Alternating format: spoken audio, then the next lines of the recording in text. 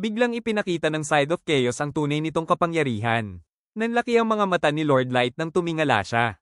Ano, sa isang iglap, dumami ang side ni Chaos hanggang sa maging daan-daang talam na nakabitin sa kalangitan. Iwinasiwas ni Chaos ang kanyang kamay. Sabay-sabay na umikot ang napakaraming side bago ramaga sa pababa na parang walang katapusang ulan ng mga talam, tuluyang nilamon ng buong battlefield. Habang rumaraga sa pababa ang napakaraming umiikot na side, mabilis na umatras si Lord Light upang lumikha ng distansya. Humugot siya ng isang card. Release. SSSR High Magic Counter. Isang malaking honeycomb pattern barrier ang sumulpot sa kanyang harapan at mabilis na sumalubong sa rumaragasang ulan ng mga umiikot na talem. Parang papel lang na hiniwan ng umiikot na mga side ang honeycomb barrier. Napagtanto agad ni Lord Light na hindi gumana ang kanyang depensa. Mabilis siyang umatras upang iwasan ng rumaragasang mga talem. Habang umiiwas, mabilis siyang nagsuri. Physical weapon nga ito, bulong niya. Ginamit ko ang high magic counter para makasiguro. Pero dumaan lang dito ang mga side na parang walang harang.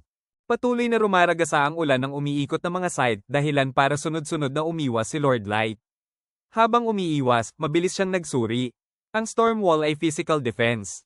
At ang high magic counter naman ay para sa magic. Naningkit ang kanyang mga mata.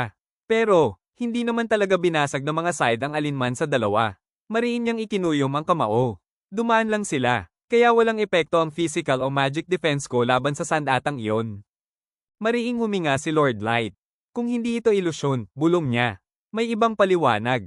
Upang makasiguro, mabilis niyang iwinasiwas ang kanyang staff sa isa sa mga paparating na side. Sa isang hampas, nabasag ang talam at nagkalasog-lasog sa ere. Sunod-sunod na iwinasiwas ni Lord Light ang kanyang staff, binabasag ang bawat side na lumalapit. Bahagya siyang napangiti. Nakuha ko na. Tumingin siya kay Chaos. Ang Side of Chaos ay kaya lang harangin ng mga sandata o mahikang lampas sa isang tiyak na antas. Lahat ng mas mababa roon, automatiko nitong binabalewala. Sandaling natahimik si Chaos. Bahagya siyang napangiti. Mas mabilis kang nakahalata kaysa sa inaasahan ko. At mas matalino ka rin pala. Habang patuloy niyang binabasag ang mga paparating na side, mabilis na naunawaan ni Lord Light ang lihim ng sandata. Agad niya itong nahal ata dahil sa sarili niyang napakataas na level. Tulad niya, may kakayahan din ng Side of Chaos na balewalain ang mga pag-ataking mas mababa sa isang tiyak na antas. Level 8,888 si Chaos, kaya natural lang na ganito kalakas ang sandata niya, isip ni Light. Patuloy niyang sinalag ang mga talam habang sinusuri ito. Hindi lang ito kayang umatake mula sa malayo, ang side pa lang ay sapat na para durugin ang karamihan ng mga kalaban. Naningkit ang mga mata ni Chaos. Kahanga-hanga, malamig niyang sabi. Nahulaan mo ang tunay na kakayahan ng Side of Chaos. Ngunit agad siyang napangisi. Pero hanggang depensa lang ba ang kaya mo? Umigting ng napakalakas na mana sa paligid niya. Kung ganun, panalo na ako, Summoner. Sa isang iglap, nagsulputan sa paligid ni Chaos ang napakaraming makapangyarihang elemental spirits, ang mga flame fairies na yari sa mana, na handang lunurin si Lord Light sa sunod-sunod na pag-atake. Kasunod nito, sunod-sunod na nag-summon si Chaos. High-class ice fairies, high-class thunder fairies, high-class flame fairies. Sa isang iglap, na puno ng iba't ibang elemental spirits ang buong himpapawid. Itinaas ni Chaos ang kanyang kamay. Attack! Agad na ramaga sa ang hukbo ng mga espiritu mula sa lahat ng direksyon, tuluyang pinalibutan si Lord Light at sabay-sabay na sinalakay siya. Napapalibutan ng umiikot na mga side at elemental spirits, mabilis na nag-isip si Lord Light. Kung gagamitin niya ang high magic counter laban sa mga fairies, hindi niya masasalo ang mga side. Pero kung uunahin naman niya ang mga side, tatamaan siya ng magic. Tahimik na pinanood siya ni Chaos. Alam niyang simpleng estratehiya lang ang pagsabay ng physical at magic attacks, pero isa ito sa pinakamahirap depensahan. Habang patuloy na umiiwas sa gitna ng magulong pag-atake, napangiti si Lord Light. Kapag sparring kasi sa akin, isip niya, lagi silang nagpipigil. Hindi tulad ng iba, walang balak magpigil si Chaos. Talagang seryoso siyang pabagsakin si Lord Light. Sa gitna ng walang tigil na pag-atake, humugat si Lord Light ng panibagong card habang may kumpiyansang ngiti sa kanyang mukha. Nanatili siyang kalmado sa gitna ng umiikot na mga side at rumaragasang elemental spirits. Hindi ako matatalo sa ganito lang kahihinang mga pag-atake. Itinaas ni Lord Light ang kanyang card. Release. You are Dimensional Blast. Sa isang iglap, nabalot siya ng isang malaking magic sphere. Ipinaliwanag niya ang kakayahan ng spell. Ang UR Dimensional Blast ay lumilikha ng isang hiwalay na dimensyon na ang sentro ay si Lord Light mismo. Pagkatapos ay bigla itong pinapaliit at kasunod nito, pilit itong bumabalik sa orihinal nitong laki. Dahil dito, naglalabas ito ng napakalakas na pagsabog ng enerhiya na sumasabog palabas sa lahat ng direksyon. Biglang pinakawalan ng dimensyon ang naipong enerhiya na nagdulot ng napakalakas na shockwave sa buong battlefield. Sa isang iglap, nabura ang lahat ng elemental fairies habang nagkapira-piraso ang mga kopya ng Side of Chaos. Tuluyang nabasag ang pinagsamang pag-atake ni Chaos at ang buong paligid ay nabalot ng makapal na usok at alikabok. Tahimik na pinanood ni Chaos ang kanyang hukbo na maglaho sa isang pagsabog. Mabilis na lumawak ang puting shockwave, winawasak ang mabatong battlefield at pinapalipad ang malalaking tipak ng lupa. Ngunit may kapalit ang napakalakas na spell na ito. Ang UR Dimensional Blast ay hindi namimili ng tatamaan, maliban sa caster, tinatangay nito ang lahat, maging kalaban o kakampi. Dahil sa tindi ng pagsabog, napaatras si Chaos at napalipad sa ere bago maayos na lumapag. Tahimik niyang pinanood ang napakalaking dome ng enerhiya na unti-unting humupa. Sa pinakasentro ng pagkawasak na natiling nakatayo si Lord Light.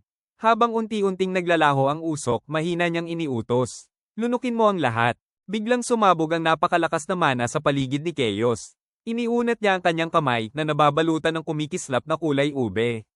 Left Hand of Chaos. Isang napakalaking bugso ng kulay rosas at puting enerhiya ang Ramagasa mula sa kanyang palad, diretso kay Lord Light. Ngunit hindi man lang natinag si Lord Light. Matatag siyang tumayo habang sinalubong ang paparating na pag-atake. Bring forth everything. Hindi nag-aksaya ng oras si Chaos. Agad niyang iniunat ang isa pa niyang kamay. Right Hand of Creation. Biglang kumalat ang kumikislap na gintong kidlat sa kanyang braso. Isa pang napakalakas na sinag ng gintong enerhiya ang sumabog, kasabay ng unang pag-atake.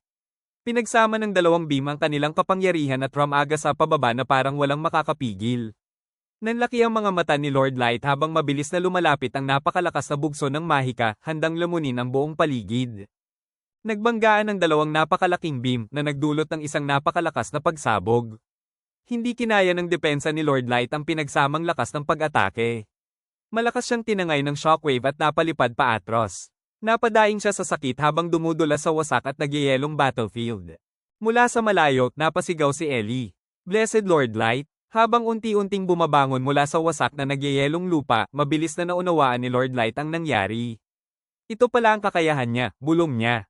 Hindi lang basta sinalag ni Chaos ang Or-Dimensional Blast, sinipsip niya ang enerhiya nito at ibinalik iyon laban sa kanya. Napabuntong hininga si Light, sa kanya napagtanto ang bitag. Sinadya ni Chaos sa pagsabayin ng side at magic para mapilitan siyang gumamit ng malawakang spell. At nang gawin niya iyon, ibinigay niya mismo kay Chaos ang enerhiyang kailangan nito para sa kanyang pinakamalakas na ganting atake. Habang bumabangon, mabilis na sinuri ni Lord Light ang sitwasyon. Kahit pinalakas niya ang kanyang depensa, nagawa pa ring batasin iyon ng pag-atake ni Chaos. Sandali niyang naisip na gumamit ng healing magic habang umiiwas. Pero agad niyang naalala ang tunay na dahilan ng laban. Gusto ni Chaos malaman kung karapat-dapat ba siyang paglingkuran. Kung ganun, kumalma ang ekspresyon ni Lord Light habang naghanda ng susunod niyang galaw. Sa kabilang panig, nanlaki ang mga mata ni Chaos, tila hindi niya inaasahan ang susunod na mangyayari. Sa halip na umatras, biglang ramagasa si Lord Light sa napakabilis na bilis. Bago pa makareaksyon si Chaos, nasa harapan na agad siya nito. Mariing inatras ni Lord Light ang kanyang kamao at buong lakas na sumuntok. Kasabay nito, matalim niyang tinitigan si Chaos. Hindi opsyon ang tumakas. Dumiretso ang malakas na suntok ni Lord Light sa mukha ni Chaos, dahilan para mapatalsik siya sa ere.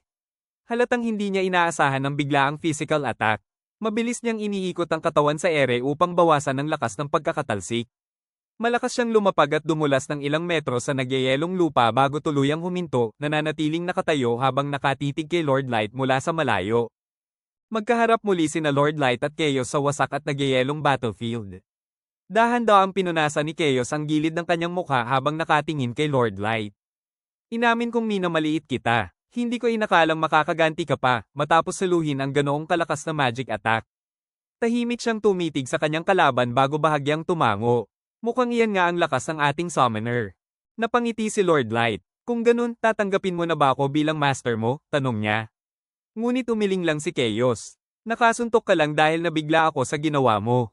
Tumingin siya kay Lord Light ng may seryosong ekspresyon. Ngayon palang magsisimula ang totoong laban. Habang itinataas ang dalawang kamay, ipinaliwanag niya ang tunay niyang kakayahan. Ang right hand of creation at left hand of chaos. ay kayang sumipsip at magpakawala ng halos anumang uri ng attack magic. Nagpatuloy si Chaos sa pagpapaliwanag ng kanyang kalamangan. Itinuro niya si Lord Light. Isa kang card mage. Samantalang ako, aniya, kayang depensahan ang sarili ko sa anumang distansya. Ipinaliwanag niya kung bakit hindi mahalaga ang agwat ng level. Kahit mas mataas pa ang level mo, basta kaya kong sipsipin at ibalik ang magic mo. Parang wala ka na ring magagamit na spells. At kung magiging close combat naman ang laban, kumpiyansa pa rin si Chaos. Kahit mas mababa ang level ko, ako pa rin ang may lamang. Tahimik na nakinig si Lord Light bago ngumiti ng may kumpiyansa. Siguro, uubra yan sa isang ordinaryong mage. Pero hindi ako ganoon kadaling talunin. Napangisi siya habang inilalabas ang panibagong card. Speed Boost. Sabay itinaas niya ito at tumitig kay Chaos. Isa akong card mage na may walang hanggang arsenal. Kaya huwag mong asahang may limitasyon ako. Upang patunayan ang sinabi niya, sunod-sunod na naglabas si Lord Light ng mga card. May kumpiyansa siyang ngumiti. Release. Umikot ang malakas na hangin ng mana sa kanyang paligid habang sabay-sabay niyang inactivate ang iba't ibang buff cards. SSR Thought Accelerator. SSR 6 Sense Boost. SSSR Speed Boost. SSSR Defense Boost. SSSR Ability Boost. Sunod-sunod na binalot ng makapangyarihang buffs ang buong katawan ni Lord Light. Sa di kalayuan, napatitig si Chaos, nanlalaki ang mga mata sa dami ng overpowered magic na sabay-sabay na ginagamit ng kanyang kalaban. Habang napapalibutan ng rumaragasang mana, kumpiyansang tumayo si Lord Light. Hindi lang attack magic ang kayang ibigay ng unlimited gacha gift ko. Pagkatapos ay itinuro niya ang kahinaan ng estratehiya ni Chaos. Oo, kaya mong sipsipin ang attack magic. Pero kung sabay-sabay kitang tamaan ng maraming malalakas na spells, baka hindi mo rin kayanin. Sandali siyang tumigil at dahan-daang iniunat ang kanyang kamay. Pero, bahagya siyang ngumiti. Hindi naman ito laban hanggang kamatayan. Itinaas ni Lord Light ang kanyang mga kamao at ngumiti ng may kumpiyansa. Tatalunin kita, sa paraang ikaw mismo ang pabor. Tahimik na napatitig si Chaos mula sa kabilang dulo ng battlefield. Isa kang mage, aniya. Pero hand-to-hand combat ang pinili mo? Sandali siyang natahimik bago bahagyang ngumiti. Kung sadyang inilalagay mo ang sarili mo sa alanganin, aaminin kong may lakas ng loob ka. Tahimik na nagharap sina Lord Light at Chaos sa nagyayelong battlefield, kapwa naghanda sa kanilang battle stance.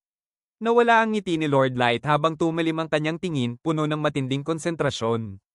Naningkit din ang mga mata ni Chaos, seryosong sinalubong ang titig ng kanyang kalaban. Sa gitna ng nakakabinging katahimikan, unti-unting sumiklab ang tensyon habang naghahanda ang dalawa para sa kanilang close quarters battle. Sa isang iglap, sumiklab ang close quarters battle. Dahil sa speed boost, biglang ramagasa si Lord Light. Isang malakas na suntok ang tumama kay Chaos, dahilan para mapatalsik siya sa ere. Hindi binigyan ni Lord Light ng pagkakataong makabawi ang kanyang kalaban. Sunod-sunod niyang inilunsad ang mabibigat na suntok habang si Chaos ay pilit na binabawi ang kanyang balanse. Ang bawat banggaan ay yumanig sa nagyayelong battlefield na nagwasak sa mga tipak ng yelo sa kanilang paligid. Mabilis na umikot si Lord Light at nagpakawala ng isang malakas na high kick. Nablock ni Chaos ang sipa gamit ang kanyang paa. Nagkatitigan ng dalawa sa loob ng isang maikling sandali bago sabay na kumilos.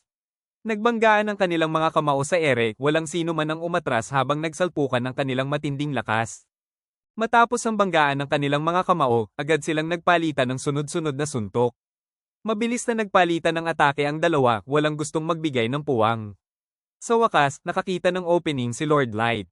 Isang napakalakas na suntok ang tumama diretso sa dibdib ni Chaos. Umalingaw-ngaw ang lakas ng impact habang sinalo ni Chaos ang buong bigat ng atake. Ganon din si Chaos, nakapagbigay din ito ng suntok kay Light na tumama sa kanyang mukha. Napahalakhak si Lord Light. Halatang nag-e-enjoy siya sa tindi ng laban. Hindi siya tumigil. Muli siyang nagpakawala ng isang napakalakas na suntok kay Chaos. Dahil sa lakas ng impact, nabasag ang nagyayelong lupa sa ilalim ni Chaos at mabilis na kumalat ang malalalim na bitak sa buong battlefield. Sa kabila ng mabibigat na suntok, napangisi si Chaos. Bigla siyang gumanti. Isang malakas na suntok ang tumama kay Lord Light, dahilan para maputol ang sunod-sunod niyang pag-atake. Muling nagsalpukan ng dalawa sa close range combat, kapwa nakangisi habang walang tigil na nagpapalitan ng mabibigat na suntok. Patuloy na nagpalitan ng mabibigat na suntok sina Lord Light at Chaos. Bawat banggaan ay naglalabas ng malalakas na shockwave na yumanig sa nagyayelong battlefield. Sa gilid ng laban, hindi makapaniwala si Ellie. How dare he lay his hands on Blessed Lord Light, sigaw niya habang pinagpapawisan sa galit. Samantala, kalmado lang na tumutugtog ng violin si Orca. Napakaganda ng timbre, nakangiti niyang bulong. Mukhang nag-e-enjoy silang dalawa. Ito ba ang tinatawag na male friendship na ipinapakita sa pamamagitan ng suntukan? Sa gitna ng nagyayelong battlefield, patuloy na nagsasagupaan sina Lord Light at Chaos. Sunod-sunod na nagbabanggaan ang kanilang mga suntok habang nagliliparan ng mga spark sa bawat impact. Mula sa di kalayuan, patuloy na tumutugtog ng violin si Orca. Napakagandang timbre, nakangiti niyang bulong. Pwede ko itong pakinggan habang buhay.